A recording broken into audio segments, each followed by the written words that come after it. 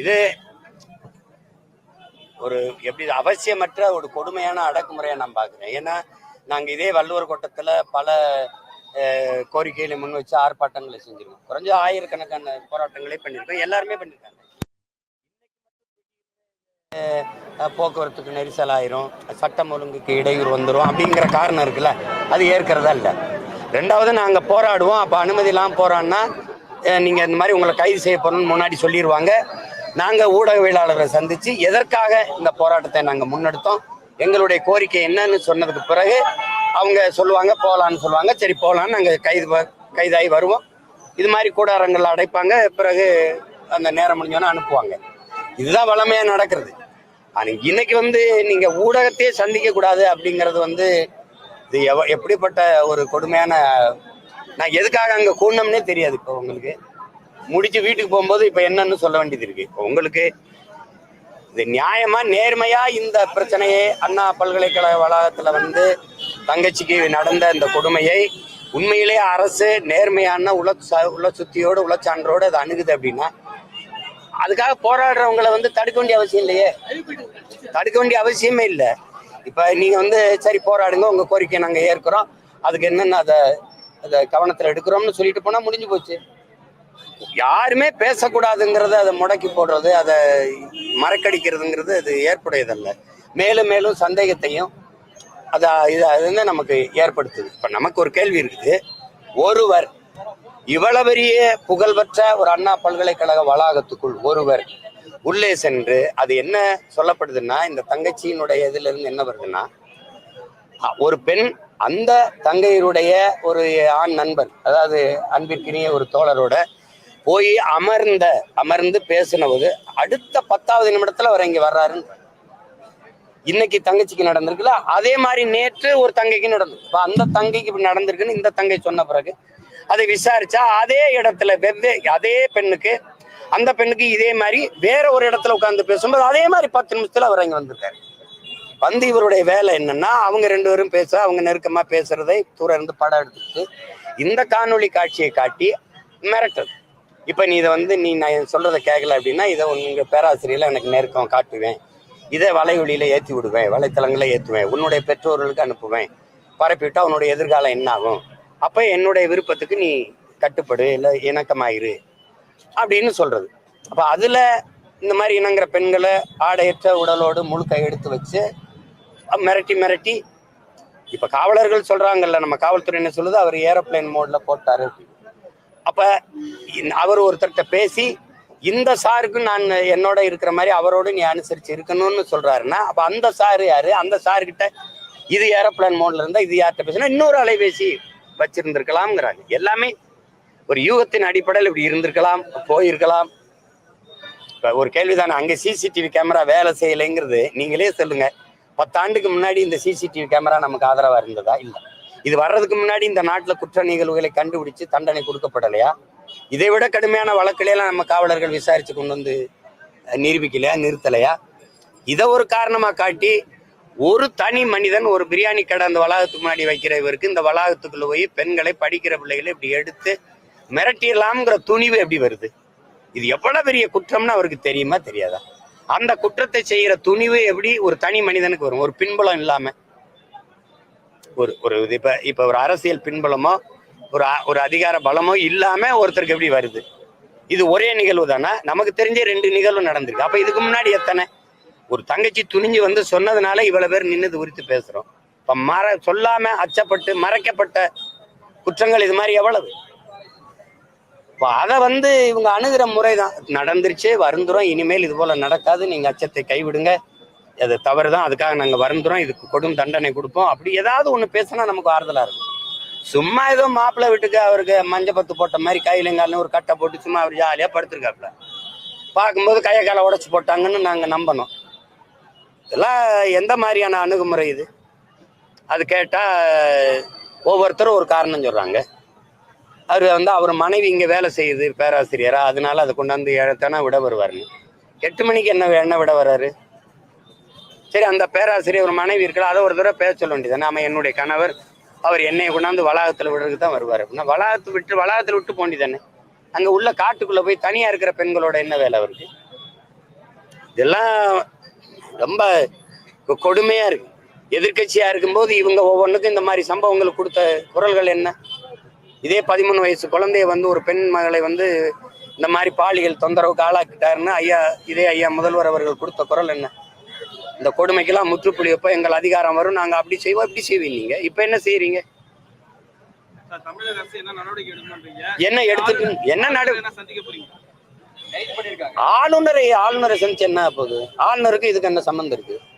இப்போ இருங்க இப்ப பாருங்க, அதுதான் சொல்றேன். அது சொல்லுங்க. அண்ணா பல்கலைக்கழகம் மட்டும் இல்ல, அண்ணாமலை பல்கலைக்கழகம், சென்னை பல்கலைக்கழகம், கோவையில் இருக்க பாரதியார் பல்கலைக்கழகம், இங்க இருக்கிற தமிழ்நாடு கல்வியல் பல்கலைக்கழகம், மதுரை காமராஜ் பல்கலைக்கழகம், எதுக்குமே துணைவேந்தர் நியமிக்கப்படல. ஒரு வேந்தரே இல்லாமல் பல்கலைக்கழகங்கள் எப்படி நிர்வகிக்கப்படும்ங்கிறத நீங்களே யோசிச்சு பாருங்க. ஏன் நியமிக்கப்படல? ஆளுநர் எனக்கு தான் அந்த அதிகாரம் இருக்குன்னு அவர் ஒரு சண்டை போடுறது. மக்களால் தேர்வு செய்யப்பட்ட ஒரு அரசு, இத்தனை கோடி மக்களால் நிறுவப்பட்ட ஒரு அரசுக்கு இல்லாத அதிகாரம் உரிமை ஒரு நியமன உறுப்பினருக்கு வந்துரும்னு சொல்ற கட்டமைப்பு எப்படி ஜனநாயக அமைப்பா இருக்கும்? எப்படி மக்களாட்சியா இருக்கும்? அந்த அதிகாரம் எப்படி மக்களுக்கானதா இருக்கும்? மக்களால் நிறுவப்பட்ட அதிகாரத்துக்கு இல்லாம ஒரு தனி மனிதன் நியமன உறுப்பினருக்கு எப்படி வருது? இத்தனை பல்கலைக்கழகங்கள் துணைவேந்தரே இல்லாம இயங்கி கொண்டிருக்கு. அதை தமிழ்நாடு அரசுக்கு இல்லை, இது மாநில உரிமை. இவங்கதான் மாநில உரிமையை பேசுனாங்க. இந்த உரிமையை கூட பெற்றுட்டு வர முடியல. இவர் எப்ப கையெழுத்து போடுறது, எப்ப இந்த துணைவேந்தர்கள் நியமிக்கிறது? அவர்கிட்ட போய் கையெழுத்து போட்டு அவர்கிட்ட போய் மனு கொடுத்து என்ன போகுது சொல்லுங்க? என்ன போகுது சொல்லுங்க? ஒரே நபர் தானா? நீதிமன்றம் கேக்குதுல, ஒரு நபர் என்ன துணிவில் ஈடுபட்டாரு? அவரோட இந்த தங்கச்சி கொடுத்த வாக்குமூலத்தை நீங்க பதிவு பண்ணிட்டீங்க, பேர்ல பதிவு பண்ணி. இத்தனை ஆயிரக்கணக்கான முதல் தகவல் அறிக்கை பதிவாகும் போது இந்த தங்கச்சியோடது மட்டும் எப்படி வெளியாகுது? என்ன விளக்கம்? எப்படி இந்த ஒரு இது மட்டும் எப்படி டெக்னிக்கல் எரர் ஆகுது? மத்திய அரசு சொல்லிட்டா நாங்க நம்பிடணும். சிபிசிஐடிக்கு மாத்துறது, சிபிஐக்கு மாத்துறது, மத்திய அரசு சொல்றது. ஏன்னா அது நேர்மையா இயங்குதுல்ல, எல்லாத்திலுமே நேர்மையா உள்ள சான்றோட இயங்கிட்டு வருது இல்ல, நாங்க நம்பிடணும். இத்தனை ஆயிரக்கணக்கான எஃப்ஐஆர் பதிவாகும் போது இது ஒண்ணு மட்டும் அது பதிவாகல அப்படின்னு மத்திய மாநில அரசு சொல்ல நாங்க கேட்கணும். எந்த குற்ற செயல்கள் நடக்கும்போது அங்க இருந்த கண்காணிப்பு கருவி மட்டும் இயங்க மாட்டது ஏன்? இதுவரை தமிழ்நாட்டுல எந்த குற்ற செயலுக்கும் அங்க இருந்த சிசிடிவி இயங்கலை அப்படின்னா அப்படி எந்த இடத்துல இங்க இருக்கு? தண்டவாளத்தில் நடந்த கொலை, சுவாதி கொலைக்கு நடந்துட்டா? இல்ல அதே சிறைக்குள்ள தம்பி ராம்குமார் தூக்குல தொங்கினாரு, அந்த இடத்துல இந்த சிசிடிவிக்கு இயங்கலை. இப்படி எத்தனையே சொல்ல முடியும்? அது இயங்கலை, நாங்க என்ன செய்யறது அப்படின்னா? இதை நீங்க மத்திய அரசு சொல்லிருச்சுன்றீங்க. மத்திய அரசு சொல்லிருச்சுன்னா மத்திய அரசு சொல்லிருச்சு, அவ்வளவுதான். மத்திய அரசு இது மாதிரி எத்தனை சொல்லியிருக்குது? மத்திய அரசு ஆட்சிபாவுடைய வன்புணர்வுக்கு என்ன சொல்லியிருக்கு? பல்கேஸ்வானுடைய இந்த வன்புணர்வு, அதுக்கப்புறம் விடுதலை ஆனதுக்கு அந்த வழக்குக்கு என்ன சொல்லியிருக்கு? மணிப்பூர்ல 2 பெண்களை நிர்வாணப்படுத்தி பல ஆயிரக்கணக்கான ஆண்கள் வீதியில நிர்வாணமா நடக்க விட்டு வன்புணர்வு செய்து தீ வச்சு உயிரோட கொளுத்துனதுக்கு மத்திய அரசு நிலைப்பாடு என்ன? என்ன நிலைப்பாடு?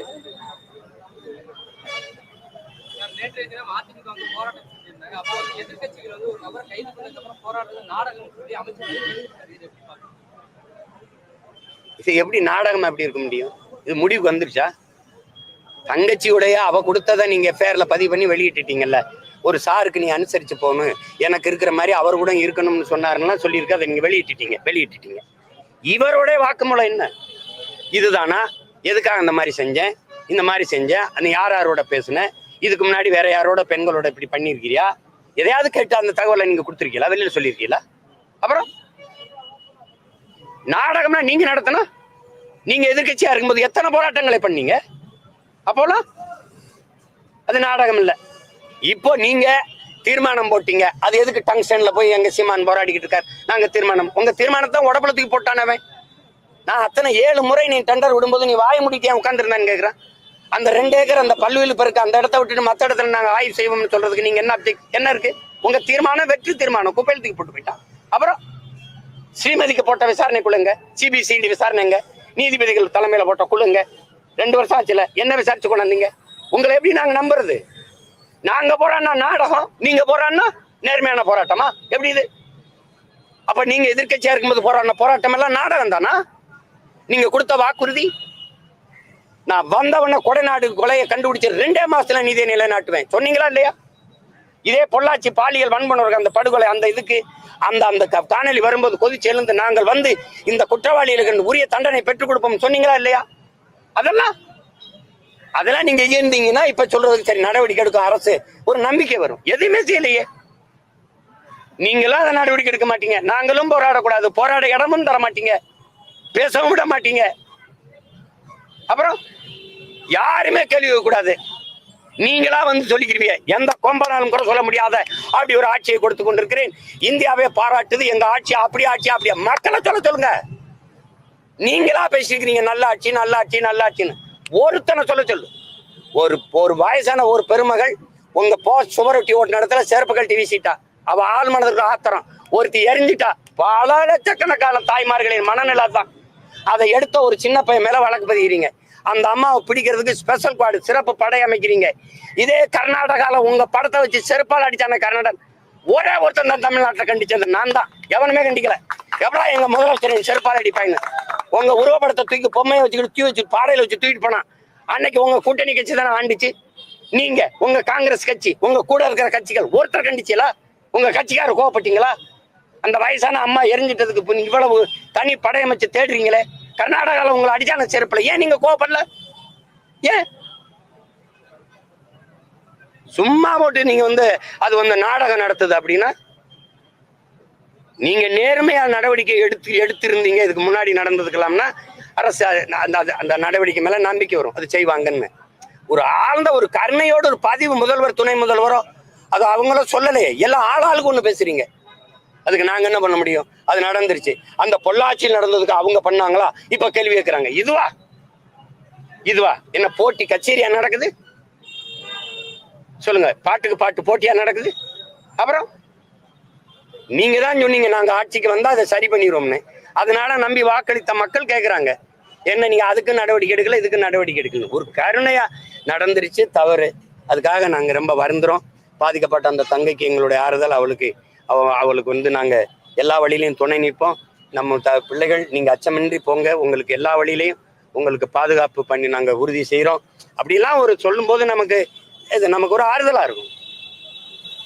அதனால அது சிஸ்டம் ஃபெயிலியர் ஆயிடுச்சு, அதனால அது வெளியாயிடுச்சு. வேற நெக்ஸ்ட் அப்படின்னா நான் ஒரு துப்பாக்கி வச்சு சுட்டேன், அது எவ்வளவு கைது வரையும் சுட்டுச்சுங்க. பிஸ்டல் அது ஏதோ இதாயிடுச்சு அப்படின்னா விட்டுருவீல? அவர் தான் சொல்றாருங்க ஏதோ பிஸ்டல் ஏதோ மிஸ்டேக்னு அப்படின்னு விட்டுருவீல? போலீஸ் கமிஷனர் இதுக்கு விளக்கம் கொடுத்திருக்காரு. அந்த ஒருத்தர் தான் சாருங்கிறவங்க யாரும் கிடையாது. சாருங்கிறது நீங்க அவர் பிளைட் மோட்ல வச்சிருந்தாருங்கிறத நம்புறீங்க. பாதிக்கப்பட்ட அந்த தங்கச்சி இன்னொரு சாரோட அனுசரித்து இருக்கணும்னு அவ சொன்னதை நீங்க நம்ப மாட்டீங்க. எப்படி இது? காவல்துறை விசாரணை நடத்தி அவங்க சொல்றாங்க. அமைச்சரும் காவல்துறை விசாரிச்சு தான் பிளைட் மோட்ல போட்டிருந்தாருன்னு சொன்னீங்களா? அது எப்படி எடுத்தோன்னு சொன்னீங்க?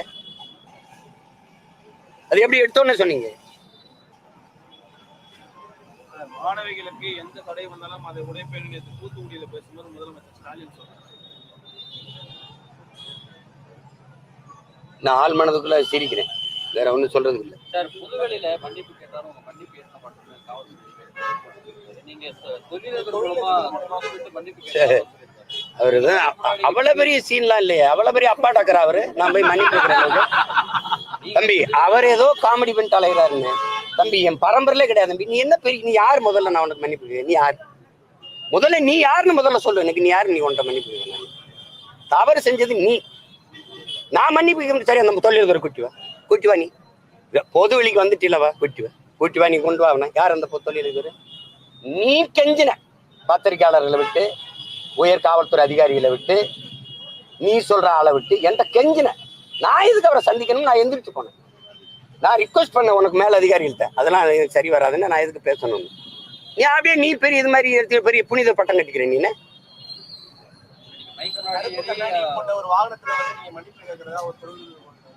அதான் சொல்லிக்கிட்டு இருக்கேன். எதுக்கு மன்னிப்பு? நீ முதல்ல யாருன்னு சொல்லு. உன்ட்ட எதுக்கு நான் மன்னிப்பு கேட்கணும்? உன்னை பயந்துக்கிட்டா? உன்னை பயந்துக்கிட்டு நான் மன்னிப்பு கேட்கணும். நீ நீ தான் கெஞ்சின உன் நீ நேருக்கு நேரம் நின்று என்னோட பேசுவியா? நீ கெஞ்சினே இல்லை. நான் உன் நாகரிகங்கிறது சில அதிகாரிகள் பேரை சொல்ல விரும்பல, பத்திரிக்கை பேரை சொல்ல விரும்பல, எல்லாரையும் அனுப்பி எனக்கு முடிச்சு விடுங்க, அண்ணனுக்கு எனக்கு தகராறு வேணாம், பிரச்சனை வேணாம்னு சொன்னது நீ. நான் எதுக்கு அவர்கிட்ட போய் பேசணும்னு எந்திரிச்சு போனவே நான். அவங்க குடும்பத்துக்கு கொலை மிரட்டல் எல்லாம் எடுத்துக்கிறீங்க. நீ தான் பெரிய அப்பாட்ட பெரிய இவராச்சே, துப்பாக்கி பெரிய பெட்டாடின்னு வச்சிருக்கியா? எனக்கு பாதுகாப்பு இல்லைன்னு சொல்றது கேவலம் அல்ல? சும்மா நீங்க சும்மா என்னை மோதி ஒரு ஆளா காட்டிக்கிறேன்னு நினைக்கிறத, இதெல்லாம் இது பண்ணிக்காத நீ தம்பி.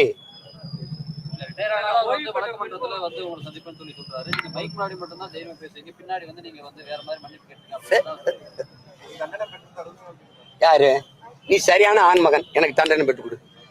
நீ கொடுத்துரு, நீ பாக்கல கொடுத்துரு, நீ பாக்குற. நீ அக்யூஸ்ட், நீ காட்சி சட்டைகளை மறைஞ்சிருக்க கிரிமினல். நீ செல்போன் திருடன், ஆடியோ திருடன். 14 செல்போன் அதுல இருந்து ஆடியோ திருடன். நீ நேர்மையாளம் சொல்ற. இந்த ஆடியோ வெளியிட்ட அயோக்கிய பையன் நீ இல்லையா? நீயா இல்லையா? நீ சொல்லு. இந்த அரசு என்னோட மோத துப்பு இல்லாம நீ அவனை முன்னாடி நிறுத்திக்கிட்டு பின்னாடி இந்த ஆட்டம் காட்டிக்கிட்டு எதுக்கா நீ அவன் டப்புன்னு டிஜி ப்ரொமோஷன்? அதுவும் பொண்டாட்டியும் புருஷனையும் ஒரே பக்கத்து அனிமன் ட்ரிப் மாதிரி. இவர் இங்க இருப்பாரு, அவங்க திண்டுக்கல் டிஐஜி, வேற இடத்துக்கு போட மாட்டேன். எல்லாருக்கும் பணி மாறுதல், இவருக்கு மட்டும் அதே இடத்துல. என்ன பண்ணிடுவேன் நீ? என்ன பண்ணிடுவேன் நீ? என்ன பண்ணிடுவேன்னு சொல்லு. என்ன பண்ணிடுவேன்? தண்டனை மட்டும் என்ன பண்ண சொல்லு. யாரு? அவர்கிட்ட சொல்ல சொல்லு. ஆரம்பிச்சது நீ. செல்போனை திருடிட்டு போய் இதை போட்டு ஆடியோ போட்டு திமுக ஐடி நீங்க கொடுத்து அங்க இருக்கிற சில அல்லக்கைகள் கொடுத்து பேச வச்சது நீ.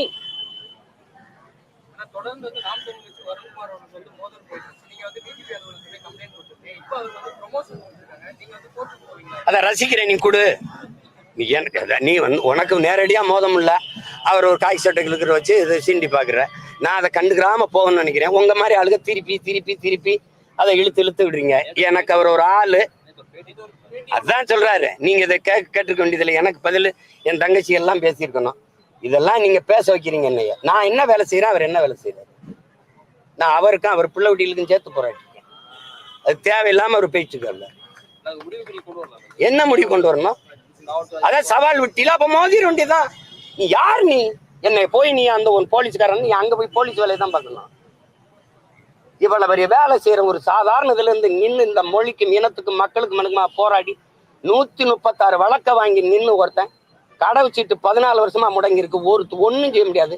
எத்தனை அவமானம், ஏச்சு, பேச்சு எல்லாத்தையும் தாங்கிட்டு இந்த மக்களுக்காக நின்று போராடுறேன்னு Tamil fascist, Tamil chauvinist, separatist, பிரிவினைவாதின்னு பேசுவேன். போலீஸ்காரன் வேலையாது. எப்படி நீ பேட்டி கொடுக்குற? நீ ஒரு டிஐஜி உட்காந்து ஒரு அரசியல் கட்சி தலைவர் மாதிரி நீ திமுக மாவட்ட செயலாளரோட என்னை ஏற்று பேசுற. என் தம்பி அன்பில் மகேஷோ ஐயா நேரோட என்னை பத்தி பேச மாட்டாங்க. நீ என்ன உட்காந்து அவர் அவர் எதுன்னு அதுக்கு பேசாம நீ மாவட்ட செயலாளர் பதவி வாங்கிட்டு கட்சியில் பின்னின்ற வேண்டியதானே? எதுக்கு இவ்வளவு பேருக்கு நீங்க பேசுங்க? என்னைய அவரையே முன்னாடி நிறுத்துறீங்க. நாங்க 2 பேரும் ஒரே ஊருக்காரன். அவரு காவலர்கள் சீன்றது. எங்க வழக்கு போடு, அவர் அங்கேதான் தூக்கி கொண்டு வச்சு விசாரிப்பாரு, சென்னையில் போடுறாரு. அவர் பேசுனதெல்லாம் சொன்னா இதுல சொல்ல முடியுமா? அவர் மோதுறதுன்னு ஆயிடுச்சு. அப்புறம் மோத வேண்டியதானே? தம்பி நீ ஆஃப்டர் போலீஸ் ட்ரைனிங். நான் யாருன்னு தெரியுமா? போராளி பயிற்சியாளன். நீ இந்த ஊருக்குள்ள ஒட்டு பேப்பா உழவு வைப்ப. நான் உலகத்தை உழவு பார்த்த தலைவனின் மகன். நீ சும்மா போட்டு இது பண்ணிக்கிட்டு இருக்காத. நீ போட்டு நீ என்ன வேணாலும் செஞ்சு பாரு. நீ செஞ்சு பாரு. மோதுவோம்னு ஆயிடுச்சுல, மோதுவோம். இதே அதிகாரம் அந்த திமுக இருக்கிறவர் தான். இவங்களை நம்பிட்டு நீ ஆடிட்டு இருக்க. 26க்கு அப்புறம் இவங்க என்ன பாடுபடுறாங்கன்னு பாரு. இந்த திராவிட திருட்டு பெண் நீ பேசிட்டு எந்த போராட்டம்? நியாயமான ஒரு இது விசாரிச்சு உண்மையை வெளியில கொண்டு வரல அப்படின்னா எந்த துணிவுல இவர் செஞ்சாரு? அவருடைய ஸ்டேட்மெண்ட் என்ன? அவர் என்ன சொல்றாரு? எதனால இந்த குற்றச்செயல ஈடுபட்டார்? இந்த ஒரு தங்கச்சி தானே. அதுக்கு முத நாள் இன்னொரு தங்கச்சியை தொந்தரவு பண்ணியிருக்காரு. அப்ப அந்த பெண்களை உடைய கழட்ட சொல்லி உடையற்ற உடலோடு காணொலி எடுத்திருக்காரு. அந்த காணொலியை அவர் என்ன பண்ணார்? அதெல்லாம் யாருக்கு அனுப்புனார்? அதை பற்றிய தகவலே வரலையே. எப்படி எந்த துணிவில் அவர் செஞ்சாரு? ஒரு பொலிட்டிக்கல் ஒரு அதிகார பின்புலம் இல்லாம ஒருத்தன் செஞ்சிட முடியும் நீங்க நம்புனீங்கன்னா இதை பேசி பயன் இல்லை.